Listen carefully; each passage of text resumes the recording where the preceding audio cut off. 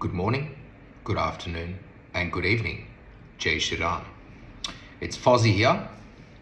I thought I would finally make this video. It's one that I've kind of been looking forward to, and also kind of not been looking forward to. Primarily because it's an extensive conversation, and it's not really one that I've had the chance to explain in a format like this before.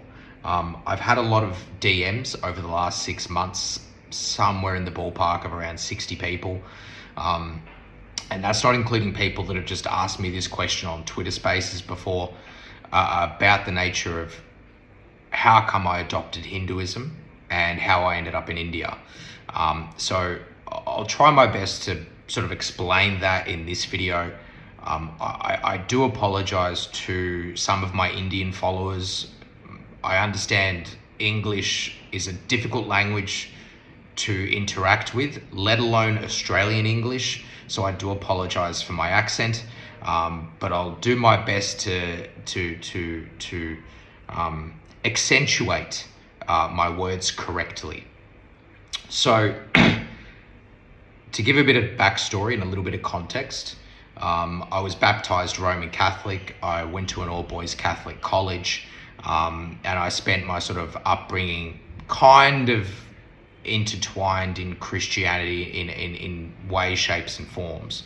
However, I was always on the search for or trying to figure out the nature of God. I came from a pretty rough family in many respects. I'm speaking to my immediate family.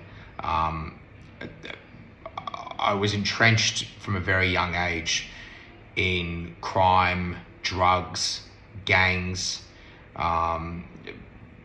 police coming to the house, things of that nature. And it was primarily to do with my father, not so much my mother.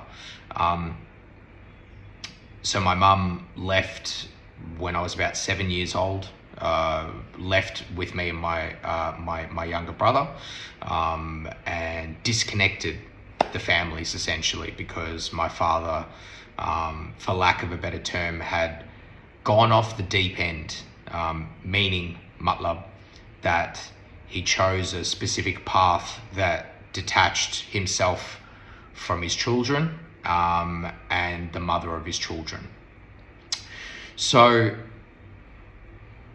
I guess growing up in an environment like that, it made me sort of question the nature of reality in a very rudimentary way, into my early teenage years and into my later teenage years. And I guess I was never really touched by divinity in many respects, no matter how hard I tried with going to church and participating in communion and taking the body of Christ and all of these things. I never felt that presence of divinity in my life, and it made me move further and further away from Christ in many respects. In fact, I moved so far in the opposite end, I just ended up going into a whole new reality in the realm of video games. So my later teenage years and into my young adulthood, I was pretty lost. I was packing on a lot of weight. I was eating poorly. I wasn't able to, sort of socialize correctly. And there was many factors at play. It wasn't my sort of spiritual acquisition, my spiritual development didn't really begin taking root until I was about 25. At the age of 25, I first smoked cannabis. Now, just for the people listening, I'm not suggesting cannabis is the way to adopt some form of spirituality. I'm merely just speaking to my own lived experience. And I guess, and I wasn't a heavy smoker, and I never have been a heavy smoker of illicit narcotics in many respects. But it began to open something up inside me, slowly but surely. And over the next sort of 2 years, from 25 to 27, I begun to see the world in a slightly different light. I begun to notice things that I hadn't really noticed before. I begun to analyze things a bit more deeply, in fact. And that was all well and good, but I still wasn't experiencing that touch of divinity. And the first time that I experienced that touch of divinity was when I was 27. In fact, a week before I had turned 27.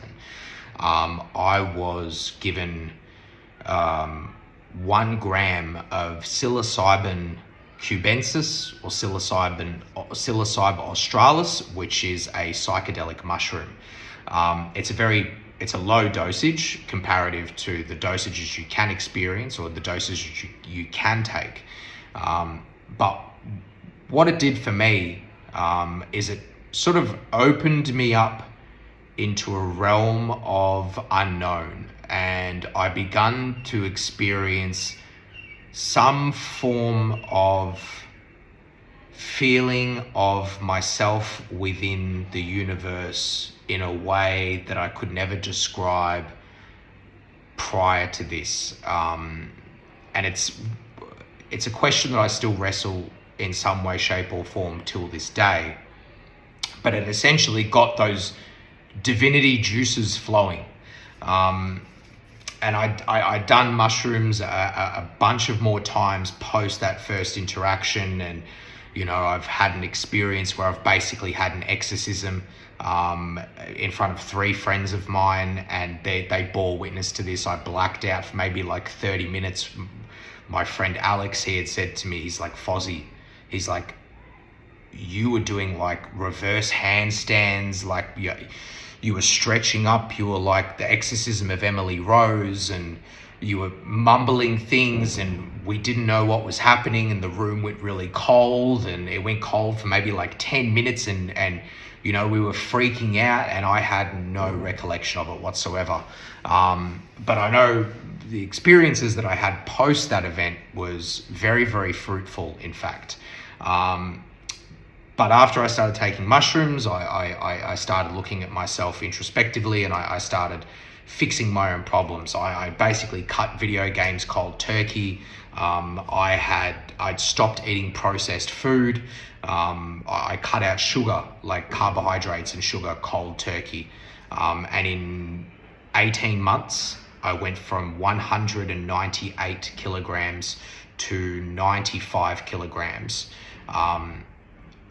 No surgery involved. I merely just cut carbohydrates from my system entirely for about 6 or 7 months. And I started doing gym, and I started doing exercise, and the weight just fell off, and I started packing on muscle, and then the weight fell off even faster, and I started feeling really confident about myself, and I was able to go out and interact. There was a whole host of things, but there was still a point in my life that I was seeking further clarity into the nature of divinity, into the nature of God.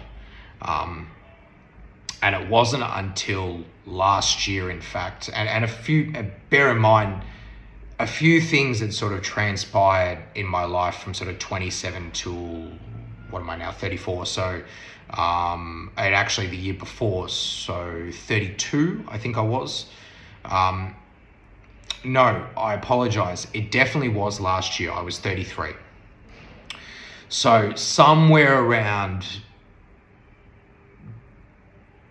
April, May, maybe even a little bit earlier actually, I had come to Twitter. I came to Twitter a little bit before that, just after Elon Musk had purchased Twitter. And one of the first spaces I fell into was with the Indian Hindu community, the diaspora community, in fact. And it happened very, very strangely. And there was a lot of synchronistic things that sort of played out. And I guess because of the cannabis and the mushrooms, I developed a sort of philosophy in many respects of not just myself in the world, but how people interact and things like that. And the conversations that I was having, I was just thinking to myself, wow, these are my people. We mesh in many respects in my philosophical thoughts. So I stuck around, and I begun to sort of, poke and prod and figure out Hinduism in some way, shape or form.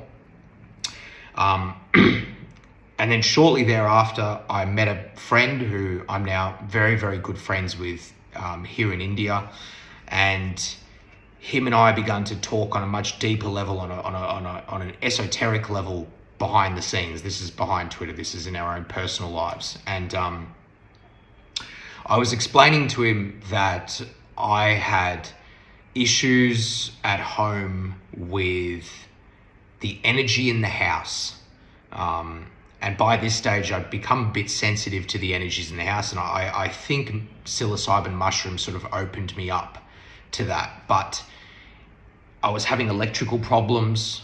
The lights were flickering on and off. The Wi-Fi was dropping out. This earbud, in fact, my left earbud, it might have been the right, no, I think it definitely was the left, had stopped working for maybe 2-3 months. And that was annoying the crap out of me. And I explained all of this. I said, like, my mum's always moody and things of that nature. And he had said to me, Fozzie, I want you to try something for me. I said, what? He said, I want you to do Hanuman Chalisa. Now, for the foreigners that are watching this, a Hanuman Chalisa is essentially a form of worship. It's a form of prayer in a song format, and it's essentially, from my understanding at the time, it was essentially designed to alleviate negative energies in a physical space, whether within yourself or the localized environment around you, and sort of give respite, meaning alleviate the issues for a time. It's not something that's a permanent fix, but it seems to have this onset effect for a period of time.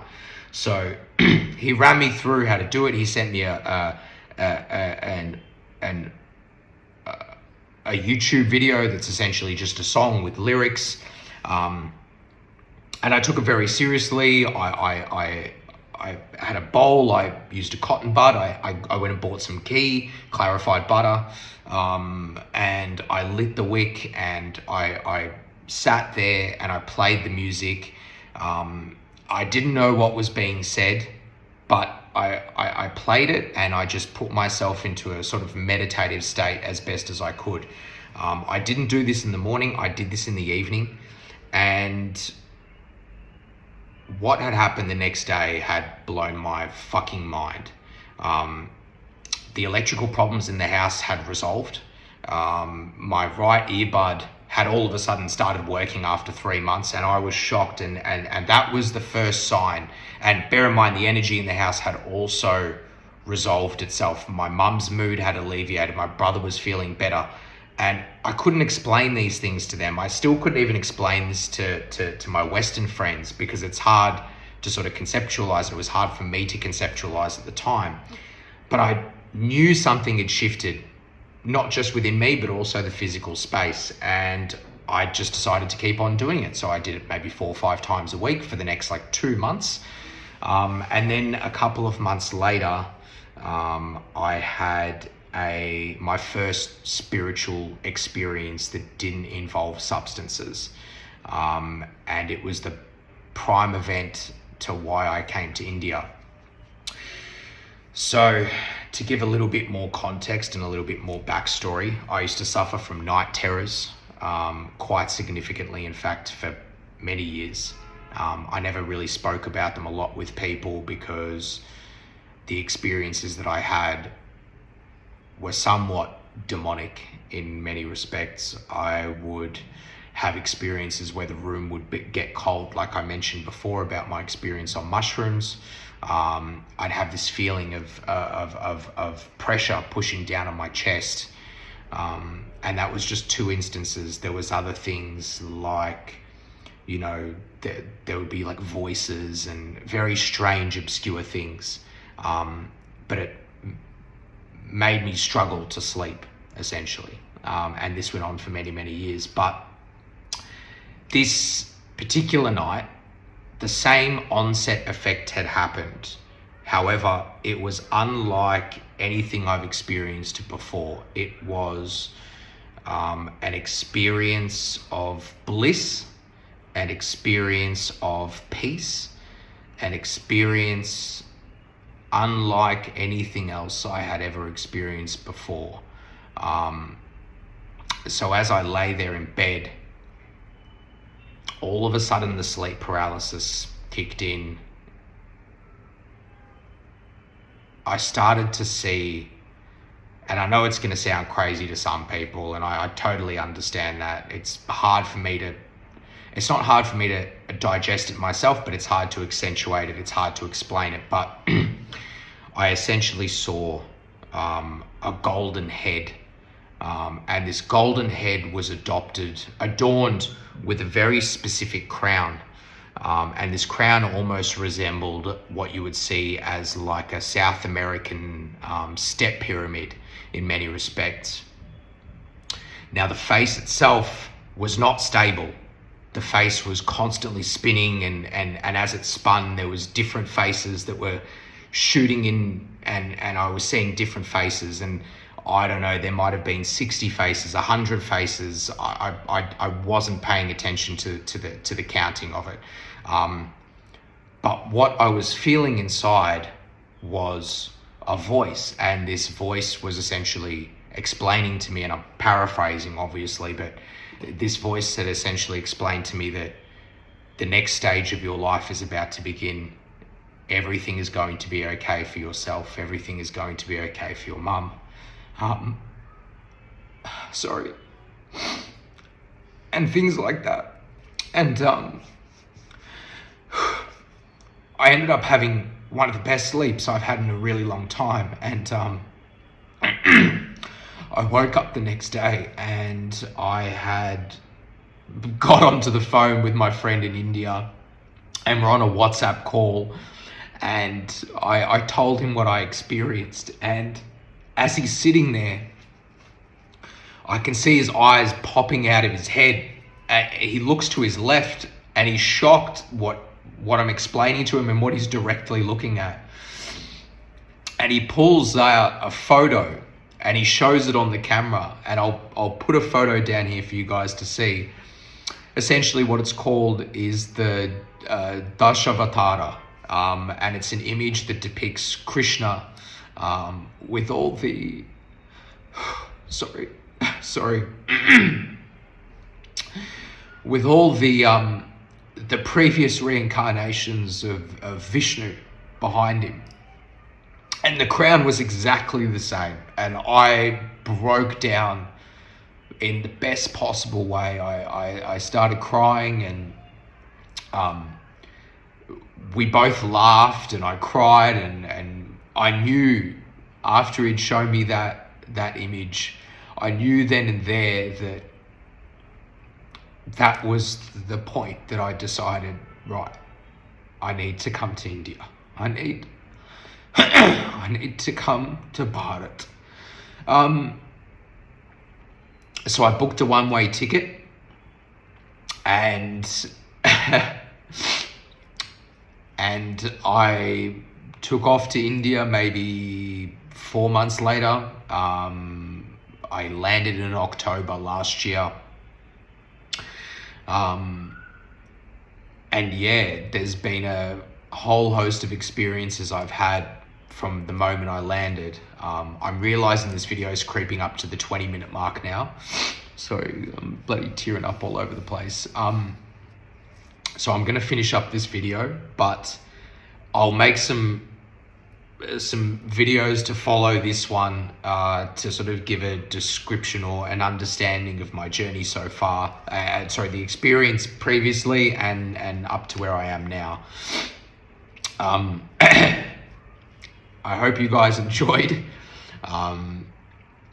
This is going to be a first one for me to put a video up where I'm crying on camera. But anyway, if you guys like the video, give me a like, give me a bookmark, give me a share. I've got a buy me a coffee on my on my Twitter account. If you'd like to give a donation, I'd be very appreciative of it, but it's absolutely not required. Just your support on Twitter would be immense. So yeah, until the next video, guys, take it easy. Jai Shri Ram.